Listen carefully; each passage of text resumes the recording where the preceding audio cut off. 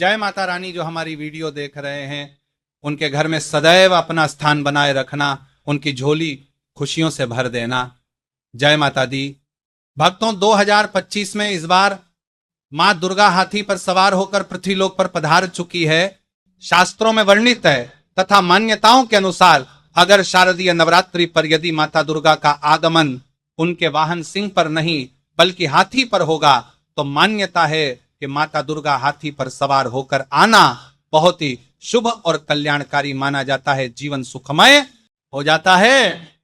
भक्ति का भरपूर लाभ भक्त जनों को मिलता है, दिल में सुकून मिलता है। माता वैष्णो भरपूर आशीर्वाद देती है। भक्तों, शारदीय नवरात्रों में ज्वारे का क्या करे, अखंड ज्योत की बात का क्या करे। अखंड ज्योति में जो तेल होता है बच जाता है, उसका क्या करे। नवरात्र कब समाप्त होंगे और 2025 में कन्या पूजन कब करें और हरे भरे जौ का क्या करें।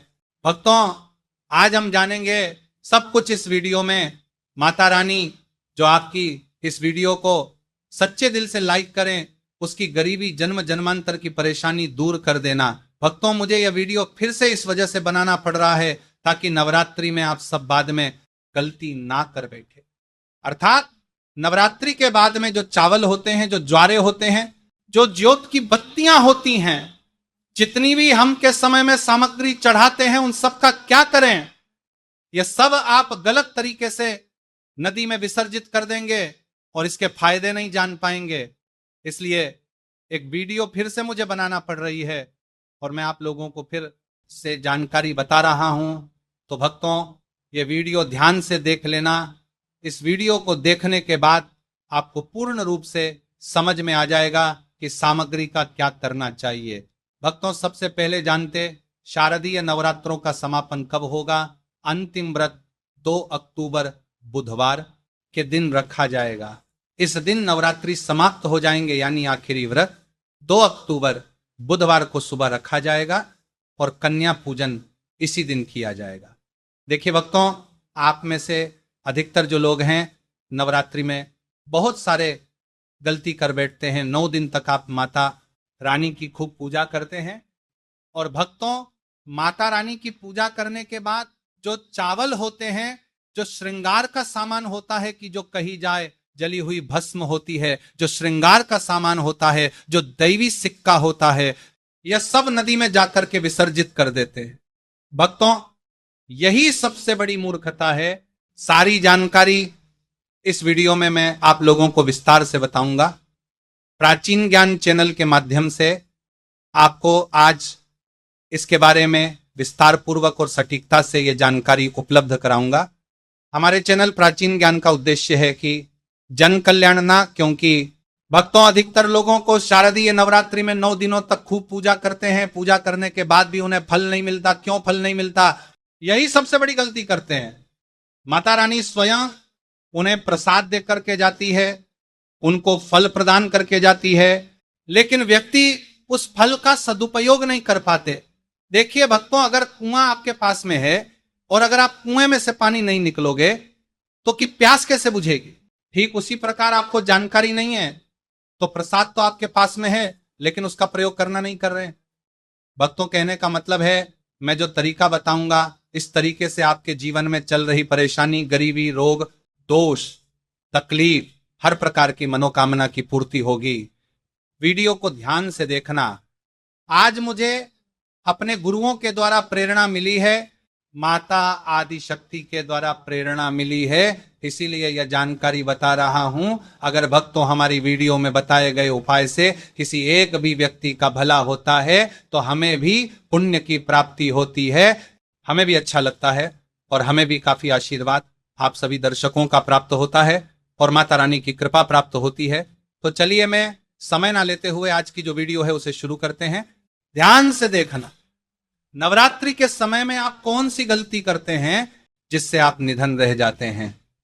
तो देखिए, ऐसा कहा गया है कि अधिकतर लोग जो चावल होते हैं, दोस्तों वीडियो में आगे बढ़ने से पहले आपसे हम निवेदन करते हैं कि वीडियो को ध्यान से सुनिएगा और ध्यान से देखिएगा ताकि आप शारदीय नवरात्रि का पूरा लाभ उठा सके और यह जानकारी आगे जाकर आपको और भी उपयोगी हो सके।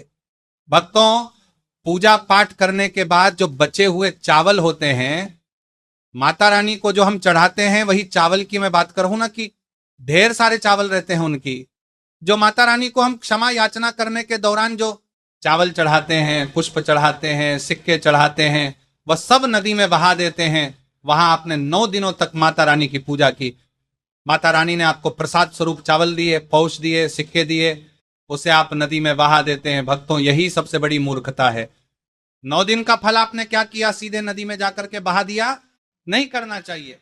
जो चावल होते हैं, मित्रों, पिछली वाली वीडियो में भी मैं आप लोगों को नवरात्रि की जानकारी बता रहा था, उसमें भी बताया है, जो नवरात्रि में जो बचे हुए माता रानी के चावल होते हैं, खड़े हुए चावल होते हैं, इन चावलों को आप अपने भंडार में रखें। अन्न भंडार का मतलब, जैसे कि आप अपने घर में जो चावल पका करके खाते हैं, उसमें डाल दीजिए, कुछ धन स्थान पर रख दीजिए। अब इसके बेनिफिट सुन लीजिए। और जो पुष्प रहते हैं, आप इसे धन में सुखा करके रखें, अपने पर्स में रखें। जो सिक्के होते हैं, इसे भी धन पेटी या पर्स में रखना चाहिए। अब इसके फायदे सुन लीजिए। जो चावल होते हैं, माता रानी को चढ़े हुए मंत्रों से सिद्ध होते हैं। माता रानी को चढ़े होने के कारण नवरात्रि में माता नवदुर्गा साक्षात स्वरूप में विराजित रहती है। तो ये जो चावल होते हैं, जागृत अवस्था में हो जाते हैं। यदि भक्तों आप इस प्रकार के चावल को आप खाते हैं, आपके शरीर में, दोस्तों, आपको चावल एक साथ नहीं खाने। आपके घर पर कभी भी चावल बनाए तो उसे चावल में 1 या 2 चावल के दाने मिला देने। देखिए दोस्तों, इसे होता क्या है कि आपके शरीर में इस चावल को खाने के बाद रोग दोष भी आदि किसी भी प्रकार की जो आपके शरीर में कष्ट है, शारीरिक पीड़ा है, मानसिक पीड़ा है, वह दूर हो जाती है। और भक्तों, माता रानी की आपको कृपा प्राप्त होती है। माता रानी की से शरीर में एक ऐसी ऊर्जा उत्पन्न होती है जिस ऊर्जा से आप अपने आप को स्वस्थ करते हैं। और आप जहां भी चले जाइए, जिस भी कार्य को करिए, वह कार्य आपका सफल होता है। और भक्तों, आपको एक बात और बता दूं कि कभी भी इन चावलों को थोड़ा सा खाते हैं, आपका पेट भर जाता है, यानी कि इसमें तृप्ति जल्दी मिलती है और आपके घर में कभी भी अन्न की कमी नहीं रहेगी। आप में से अधिकतर जो भक्त हैं, माता रानी को श्रृंगार का जरूर चढ़ाते हैं, और श्रृंगार का सामान चढ़ाने के बाद इसे आप लोग नदी में बहा देते हैं या फिर अन्य को दे देते होंगे। तो ऐसा आपको नहीं करना है।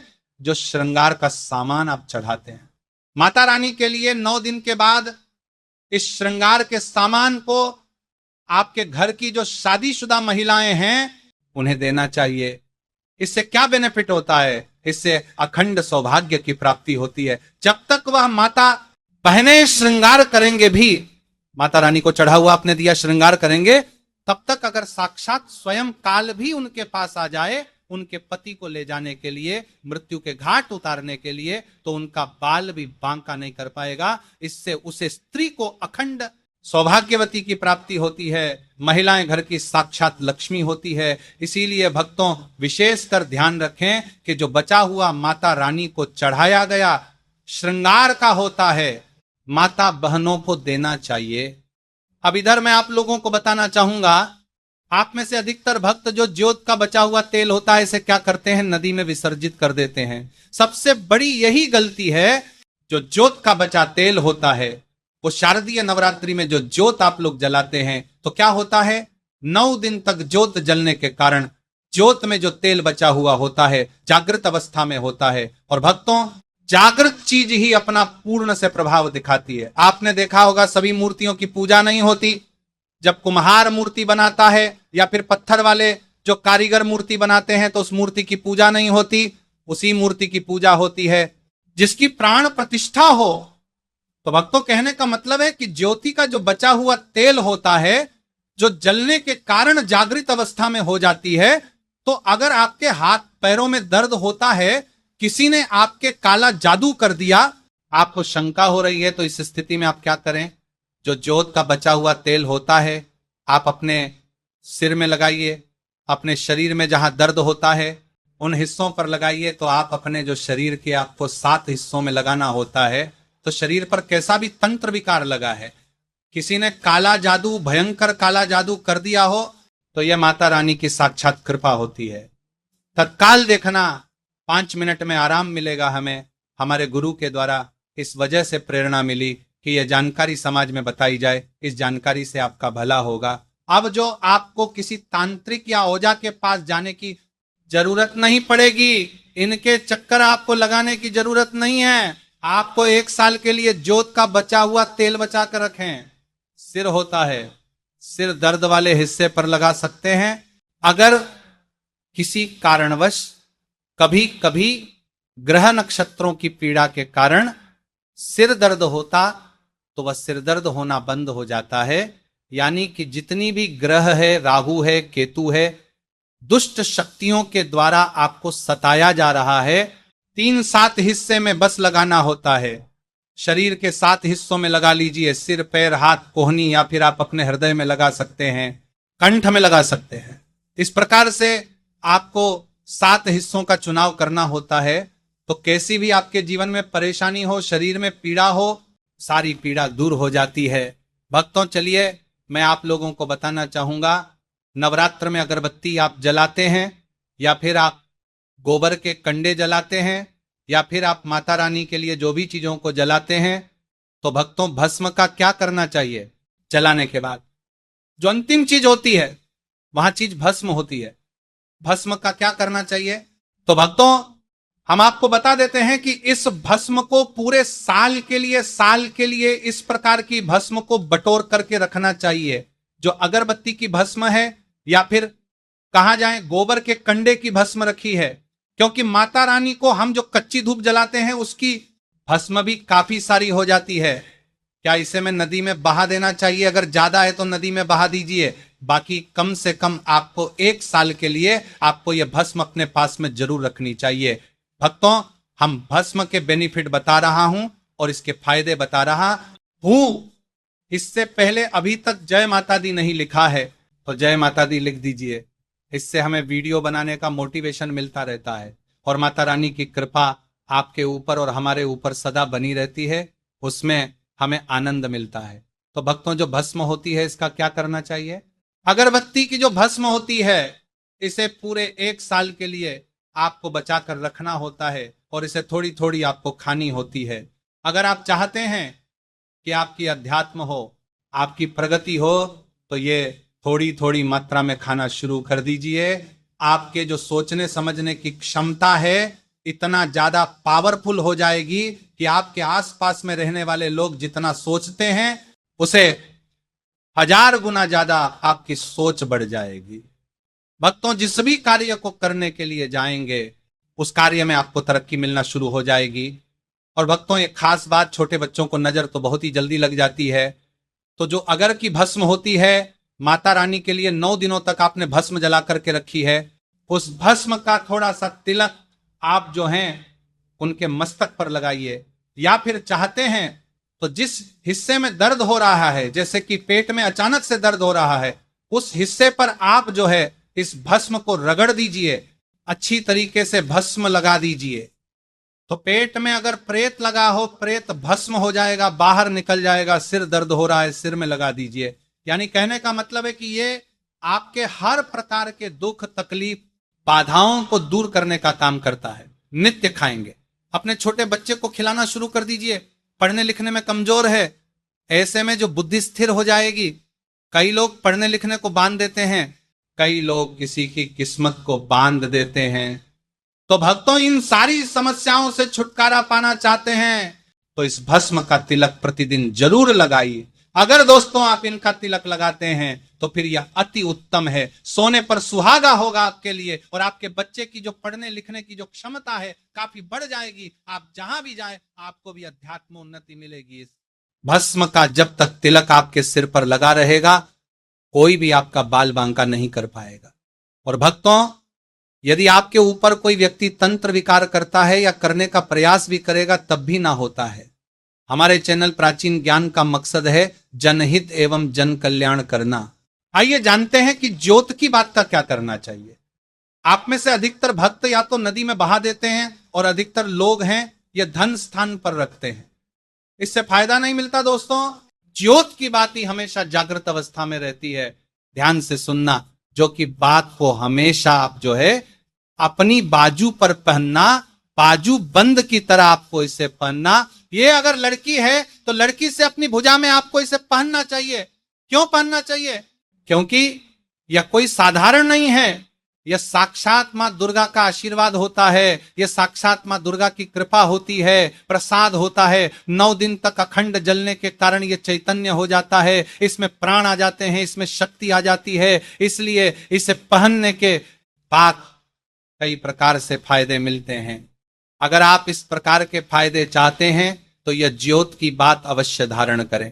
इसको धारण करने के बाद जो 9 प्रकार के फायदे कहे हैं संत महात्मा ने, वही फायदे मैं आप लोगों को इस वीडियो में बताऊंगा। अभी तक भक्तों कमेंट बॉक्स में जय माता रानी नहीं लिखा है तो जय माता रानी लिख दीजिए, और वीडियो को लाइक नहीं किया है तो वीडियो को लाइक कर दीजिए। इसका पहला फायदा है कि अकाल मृत्यु एवं दुर्घटना से बचाता है। अगर कोई भी व्यक्ति इसे बाजू में है, धारण करता है, तो ऐसे व्यक्ति की कभी भी दुर्घटना नहीं होती, ऐसे व्यक्ति की कभी भी अकाल मृत्यु नहीं होती है। क्योंकि दोस्तों ऐसे व्यक्ति के साथ में साक्षात मां दुर्गा की शक्तियां चलती है। ये जो आप धागा धारण कर रहे हैं ना, ये आप जो बाजू में बांधी पहन रहे हैं, ये कोई साधारण बत्ती नहीं है, ये साक्षात नव दुर्गा का आशीर्वाद होता है।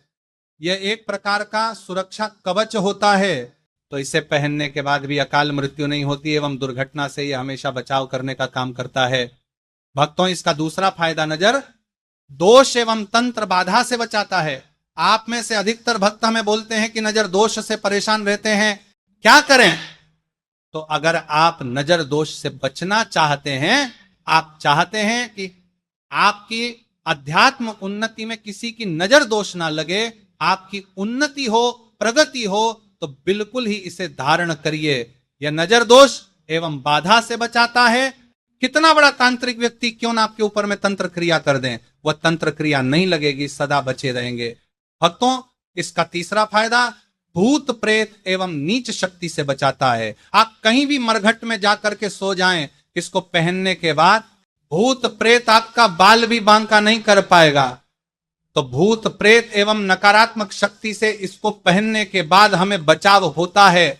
भक्तों इसका फायदा लक्ष्मी की पूर्ण कृपा प्राप्त होती है। जो लोग चाहते हैं कि माता लक्ष्मी सिद्ध हो जाए, उनके जीवन में उनकी कमी ना हो, तो ऐसे व्यक्ति से अवश्य धारण करें। लक्ष्मी माता की पूर्ण कृपा प्राप्त होती है एवं नवदुर्गा का आशीर्वाद भी मिलता है।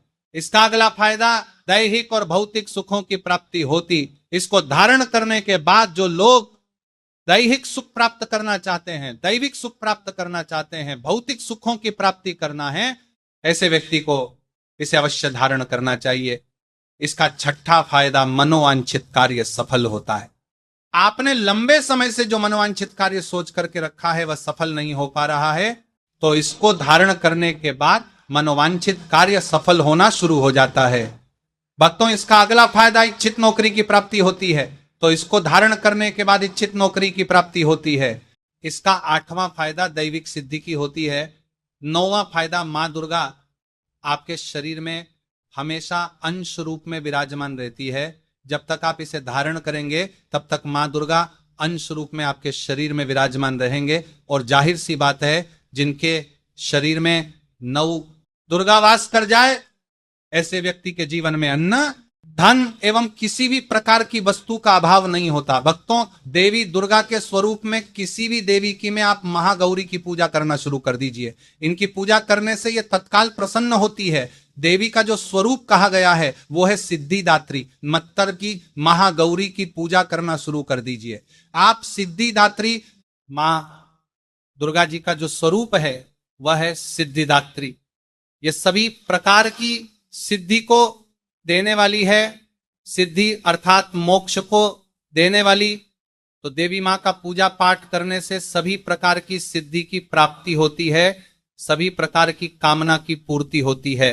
इसीलिए कि 9वें दिन इनकी पूजा से असंभव कार्य को भी संभव कर सकते हैं। इसलिए अधिकतर जितनी भी जातक है, साधक है, सिद्ध प्राप्त करने वाले साधक मां सिद्धिदात्री की पूजा करते हैं। और मां कभी भी, चाहे असुर हो, चाहे मानव हो, चाहे दानव हो, चाहे कोई भी हो, कितना भी उत्तम सात धूप क्यों ना हो, किसी पर यह भेदभाव नहीं करती, सभी को यह सिद्धि प्रदान करती है। इनका जो बीज मंत्र है सिद्धिदात्री नमः, आप में से अधिकतर दर्शक हमें कमेंट करते हैं कि गुरुजी हमें सिद्धि की प्राप्ति करने के लिए क्या करना चाहिए। तो अगर आप सिद्धि प्राप्त करना चाहते हैं तो मां सिद्धिदात्री की आराधना करना शुरू कर दें, और जो बीज मंत्र बताया है इस बीज मंत्र का जितना ज्यादा हो सके जाप करें। इस बीज मंत्र का जाप करने से आपको 8 प्रकार की सिद्धि और 9 प्रकार की निधि की प्राप्ति होती है। तो ये वीडियो देखने के बाद समझ ही गए होंगे कि ज्योत की बाती का क्या करना चाहिए। अगर ये जानकारी अच्छी लगी हो तो इस वीडियो को लाइक जरूर करना, और जन कल्याण के लिए इस वीडियो को आगे जरूर शेयर करना। इस वीडियो को देख करके बहुत से लोगों का भला हो सकता है। और सच्चे हृदय से कमेंट बॉक्स में जय माता दी लिखना ना भूलें। और आज की वीडियो यहीं समाप्त करते हैं। धन्यवाद।